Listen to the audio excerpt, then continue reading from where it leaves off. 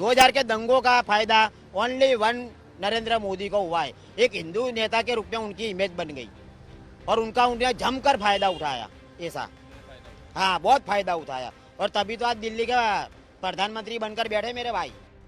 सिर पर भगवा पट्टी और हाथ में लोहे की रॉड लिए साल 2002 में गुजरात के गोधरा दंगों में हमलावरों का चेहरा बने अशोक परमार की तस्वीरें उस वक्त लगभग हर मीडिया हाउस ने छापी। अशोक की फोटो इस कदर वायरल हुई कि मानो दंगाइयों का चेहरा ही बन गई हो। लेकिन अब ये चर्चा इसीलिए क्योंकि कुछ ही दिनों में अब गुजरात में विधानसभा चुनाव होने वाले हैं। ऐसे में जब अशोक परमार से बात की गई तो उन्होंने बताया कि गुजरात दंगों का फायदा ना तो हिंदुओं को हुआ न ही मुसलमानों को। ये फायदा सिर्फ नरेंद्र मोदी को हुआ है। एक हिंदू नेता के तौर पर उनकी पहचान बनी और वो इसके बाद पूरे देश में फेमस हो गए।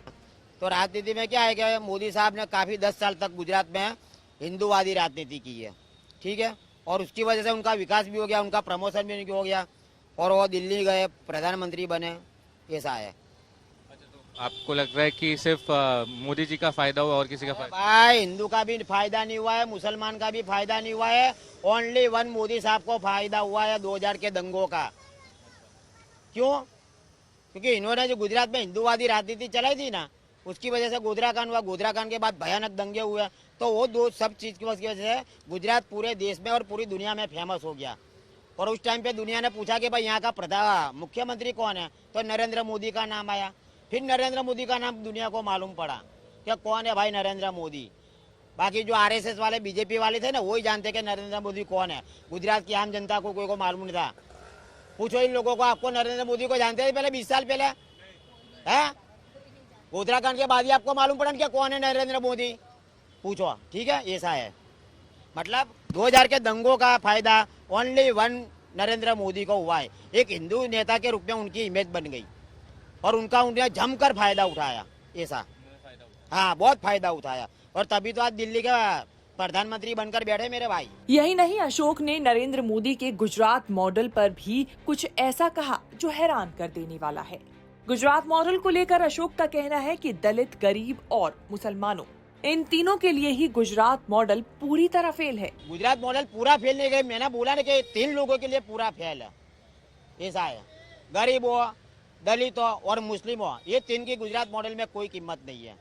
जैसा कि आपने जानते हैं ना कि मेरी तस्वीर 2000 के दंगों में पूरे देश में, पूरी दुनिया में फेमस हो गई थी है। लेकिन आज तक गुजरात सरकार की ओर से कि हिंदू धर्म के ठेकेदारों की ओर से कभी कोई मुझे मिलने भी नहीं आया और ना किसी ने मेरी मदद की है। जबकि ये 2 तस्वीर की वजह से 10 साल मैंने मुसीबत और आफत का सामना किया है।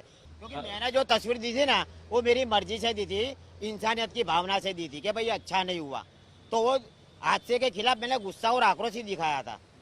मैं कोई बीजेपी का, आरएसएस का उसका समर्थन नहीं करता था वो टाइम पे। जैसे हिंदू धर्म में हमारी गिनती है ना, दलित समाज में होती है, ठीक है, लेकिन इन लोगों की जो सोच है ना, वो सोच आज भी नहीं बदली है, ऐसा है।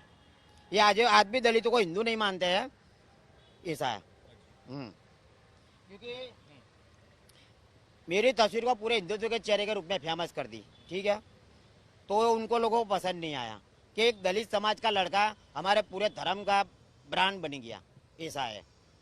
आपको लग रहा है सिर्फ आपका इस्तेमाल किया कि आपकी मदद किसी ने? मेरा इस्तेमाल नहीं मेरे भाई, मेरी तस्वीर का इस्तेमाल हुआ है। कितनी बार बोलूं, मेरा इस्तेमाल नहीं किया है। तस्वीर मैंने मेरी मर्जी से दी थी, इंसानियत दिखाने के लिए दी थी। गुजरात में होने वाले चुनाव पर अशोक ने कहा कि सब सत्ता के सौदागर हैं और कांग्रेस से बीजेपी में शामिल हुए हार्दिक पटेल का उदाहरण देते हुए अशोक ने कहा कि हार्दिक ने बीजेपी इसलिए ज्वाइन की क्योंकि उसे पता है कि गुजरात में कांग्रेस की पकड़ कमजोर है और अगर ऐसे में वो बीजेपी में शामिल होगा तो हो सकता है मंत्री बन जाए।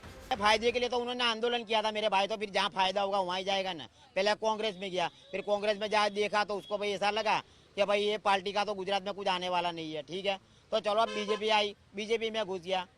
बीजेपी में शायद वो जीतेगा तो मंत्री तो बनेगा ना, अपने मतलब के लिए आया था। बात करें अशोक परमार की तो वो एक दलित समाज से आते हैं और उनका कहना है कि इसीलिए ही उन्हें बहुत कुछ झेलना भी पड़ा है। कुछ समय पहले खबरें आई थी कि वो हिंदुओं में हो रहे भेदभाव से बचने के लिए बौद्ध धर्म अपनाना चाहते हैं, तो वहीं अशोक परिवार की गुजर बसर के लिए पुराने टूटे फूटे जूतों को ठीक करके उनकी मरम्मत करते हैं। बता दें कि 27 फरवरी साल 2002 को गोधरा में साबरमती एक्सप्रेस ट्रेन के कोच S6 पर हुए हमले के बाद ही पूरे गुजरात में दंगे शुरू हो गए थे।